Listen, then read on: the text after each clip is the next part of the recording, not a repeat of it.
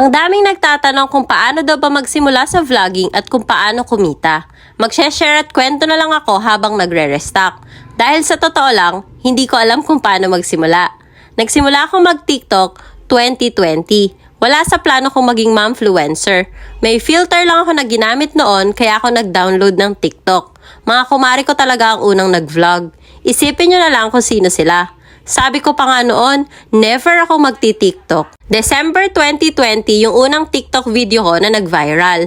Yung tungkol sa pamahiin sa paggupit ng unang buhok. Pakonti-konting video nag-upload ako pero pampalipas oras lang talaga.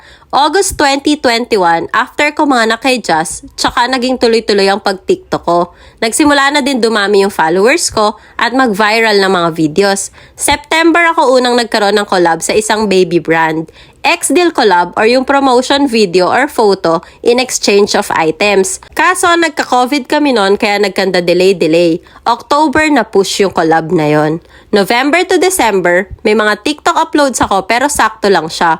More on Shopee and Lazada Boodles, ganon. Unboxing, restocking at kung ano-ano. Ang pangit pa ng voice over ko noon, as in, well hanggang ngayon naman pangit pa rin. Pero ang laki na ng improvement, no? Dati talaga para kung may binubulong lang, ganun. March 2022, nagsimulang mag-boom talaga ang TikTok ko. Talagang halos lahat ng uploads ko naka-FYP at sobrang bilis dumami ng followers. At dito ko nasabi sa sarili kong, mukhang eto na ata yung calling ko, ang maging momfluencer. Char. Hanggang sa nagsunod-sunod na din yung mga collabs ko noon, mga brands na nagtiwala, at nag-start na din ako sa FB page. Dito na din ako nagsimulang kumita. Maraming ways para kumita sa vlogging. Dalawang klase ang collabs, X-deal at paid collabs. X-deal, promotion in exchange of products. Paid collab, products plus payment in exchange of promotion. Paano makakakuha ng collab?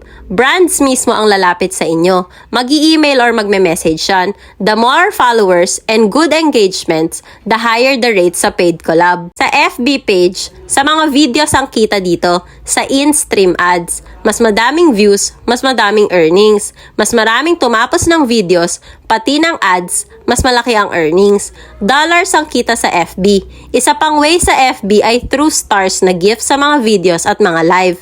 50-50 ang kita sa stars. Sa FB, para ma-monetize, kailangan 30 days na ang FB page, may 10,000 followers at na-reach na ang total na 600,000 video views. Lastly, pwede ka din kumita through affiliate. Eto yung mga boodles na, alam nyo na ha, link in bio. Affiliate links yung mga nakalagay at kapag kami nag-click at umorder through links nyo, may commissions kayo na makukuha.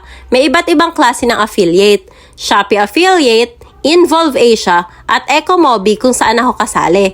Sa totoo lang, hindi ganun kadaling maging momfluencer. Video shoot, edit, voice over, edit ulit, tapos hindi naman dire-diretso yan dahil may mga anak tayo. Buti na lang din talaga, nandyan si Daddy Jet na nag-e-edit ng videos minsan. At syempre, nandito din yung buong family ko na nag-aalaga kila Gio at Just kapag kakailangan ko mag-voice over. Sa CapCut ako nag-e-edit at voice over. Pero kapag si Daddy, sa PC kasi siya nag-e-edit, tapos vo-voice over ko lang sa CapCut. Pero kahit hindi madali, sobrang laking tulong naman din ng vlogging para sa mga nanay na gaya ko na stay-at-home mom. Bukod sa dagdag income, nag-e-enjoy ka na, nakakatulong at nakaka-inspire ka pa sa mga kapwa nanay mo. At ang dami mo pang makikilalang co-momfluencer na talagang makakatsikahan at tutulong talaga sa'yo. Sabi nga nila, hilahan pataas. Sa mga gusto din mag-start, ang mapapayo ko lang, huwag niyong isipin na gagawin niyo yan para kumita. Gawin niyo yan dahil gusto niyo at i-enjoy niyo lang.